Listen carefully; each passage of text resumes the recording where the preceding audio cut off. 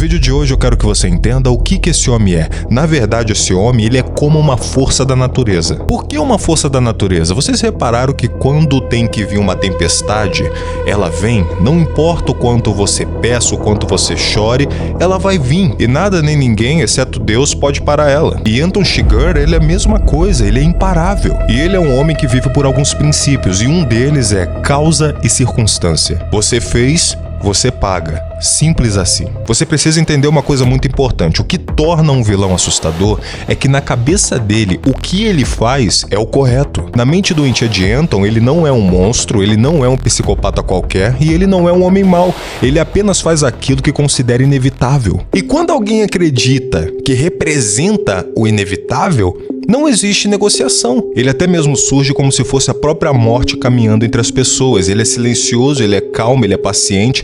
Cada passo parece até mesmo calculado. Cada palavra parece definitiva e, curiosamente, ele quase nunca demonstra raiva. E isso nos faz ver que tudo que ele faz tem racionalidade e autocontrole. E é justamente essa tranquilidade que torna o cara tão assustador. O filme ele faz algo aqui incrível. Já logo no início ele traz uma cena forte e aterrorizante, que seria a cena do estrangulamento na delegacia. E muitas pessoas ficam pensando, nossa, já no início do filme já tá começando assim? Sim, meus caros, isso é proposital. O roteirista ele já quer que já no início você entenda com quem as pessoas estão lidando. O diretor faz questão de você saber logo do que esse homem é capaz. O que nos faz também ver que ele é de fato um homem implacável são vários fatores, como as próprias pessoas que ele enfrenta no filme. A gente tem o cartel, tem pessoas poderosas, tem rastreadores, tem a polícia, até mesmo o próprio Lily. Lily ali, ele é um exímio caçador, você vê que ele não era uma pessoa despreparada. Uma questão também que eu acho muito interessante, que na minha opinião foi um jogo de gênio no filme, é uma cena que ele vai até o trailer do Lily, vê que ele não está lá, ele abre a geladeira,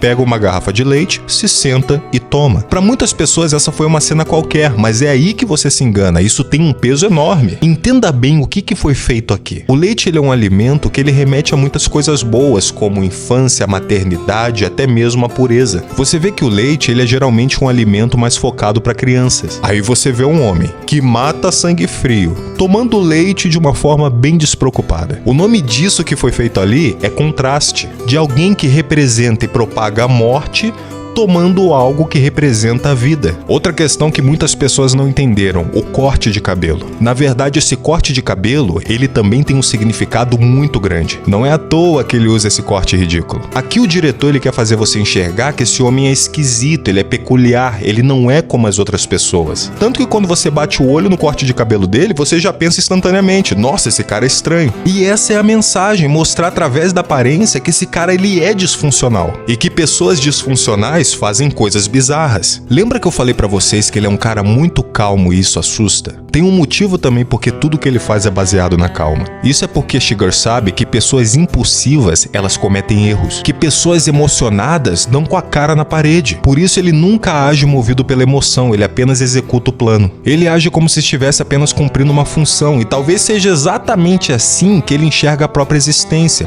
Não como homem, mas como um instrumento. Agora imagina vocês, uma pessoa determinada, disciplinada e metódica. Agora imagina vocês que essa pessoa usa esses mesmos atributos para matar. É interessante que Anton acredita que ele está colocando ordem aonde existe desordem. A gente vê que durante todo o filme tem pessoas desesperadas tentando sobreviver. Elas correm, elas mentem, elas fogem, elas se escondem, elas até mesmo tentam negociar. Ele nunca parece estar perseguindo apenas pessoas. Ele ali, ele está aplicando consequência. Para ele, toda ação gera um resultado inevitável. Se alguém tomou determinada decisão, essa decisão cobra um preço. Você vê que essa lógica ela aparece praticamente em todas as ações. Esse cara, ele não esquece, ele não perdoa e ele não faz exceções. A gente vê isso com a própria mulher do Lily. Lily já estava morto e mesmo assim ele vai atrás da mulher dele. E talvez você até mesmo me pergunte, mas Felipe, a Bíblia não fala que devemos perdoar o próximo? E você acha mesmo que esse maluco tem cara de quem vai pra igreja? O filme também deixa muito claro que recuperar o dinheiro pra ele nunca foi o suficiente. Você vê que tudo isso revela aspectos muito importantes da sua personalidade. personalidade, é como eu já falei antes. Ele acredita profundamente que o mundo ele possui regras e quem quebra essas regras precisa sofrer as consequências. E não importa quem seja, não importa o motivo e não importa se a pessoa está arrependida. Na visão dele, arrependimento não muda a realidade. Já viram aquela expressão que é quando você faz algo de errado e pede desculpa e a pessoa fala pra você, desculpa não conserta o que aconteceu. E esse é o pensamento dele, arrependimento não muda os fatos. Voltando de novo para a questão de matar pessoas, é interessante que você vê que ele não sente prazer em matar. Você vê que ele executa aquilo como se fosse uma espécie de trabalho burocrático. Agora vamos falar sobre o símbolo mais emblemático do filme, a moeda. A gente vê que Anton coloca uma moeda sobre o balcão, olha para a vítima e diz apenas, escolha. À primeira vista, parece que ele está entregando a vida daquela pessoa ao acaso. Mas curiosamente, não é isso que ele acredita. E mais uma vez, muitas pessoas não entenderam que a moeda ali ela não cria o destino. O que ele quer passar ali é merecimento. Você merece estar respirando? E na cabeça dele, o cara e coroa é o que vai decidir isso. Quando alguém escolhe cara ou coroa, aquela pessoa acredita estar apostando. Mas o Anton, ele enxerga diferente. Se a pessoa ali vive, é porque ela era digna de continuar vivendo. E se ela morre, era porque aquele caminho já havia sido construído pelas próprias escolhas da vida dela. Você vê que ele transfere toda a responsabilidade para uma lógica impessoal. É quase como se ele dissesse, não fui eu quem decidiu, foi o destino. E esse é o método que ele usa para poder matar pessoas que não fizeram mal nenhum para ele. Ele apenas quer eliminar aquelas pessoas. Diferente das pessoas que, por exemplo, roubam dele ou fazem algum tipo de mal para ele. Ali ele sabe que ele tem um motivo. Mas para pessoas que não fizeram nenhum tipo de mal específico para ele usa esse tipo de método insano. E esse pensamento ele explica por que ele pune até mesmo pessoas que parecem insignificantes. Porque ali, se alguém quebra um acordo, morre. Se alguém mente, morre. Se alguém atrapalha seus planos, morre. Mesmo até quando isso parece completamente desnecessário. A punição para ele não existe para recuperar perdas, ela existe para preservar uma ordem fria, cruel e implacável. E é por isso que Anton ele nunca faz ameaças vazias. Quando ele promete algo, ele cumpre, independente do tempo necessário e independente das consequências. Na cabeça dele, a sua palavra vale mais do que dinheiro. E isso transforma a sua presença em algo quase sobrenatural. Você vê que os personagens, eles não têm medo apenas porque ele pode encontrá-los. Eles têm medo porque sabem que ele vai encontrá-los. E com tudo isso, meus caros, nós chegamos ao final. E é justamente aí que muitas pessoas acreditam que o filme ele fica confuso. É interessante que durante toda a história a gente praticamente espera um confronto definitivo. A gente espera ali o Liuli contra o Shiger e que o herói ele vença. A gente espera que aconteça uma grande conclusão em um final épico. A gente vê que no final ele cumpre a sua promessa tirando a vida da Carla Jean. Só que é interessante porque antes disso ela se recusa a escolher cara ou coroa. Ela diz que a escolha é dele, não da moeda. E você vê que pela primeira vez alguém confronta diretamente a filosofia de Anton. Mas ainda assim ele a mata, mostrando que a sua crença é mais importante para ele do que qualquer contestação.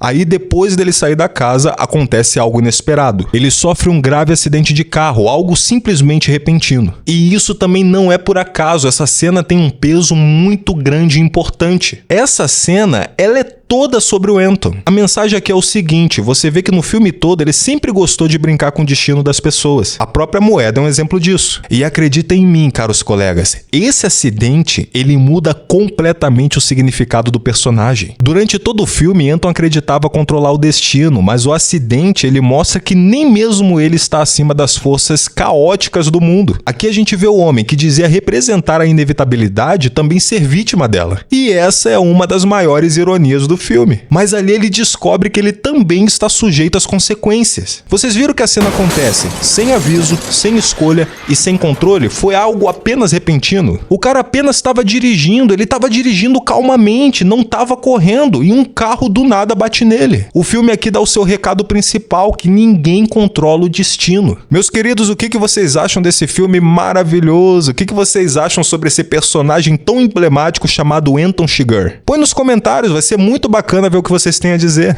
Meus caros amantes do cinema, esse aqui foi mais um Clube da Análise. Muito obrigado pela sua atenção. Não se esqueça, temos vídeo toda semana e até a próxima.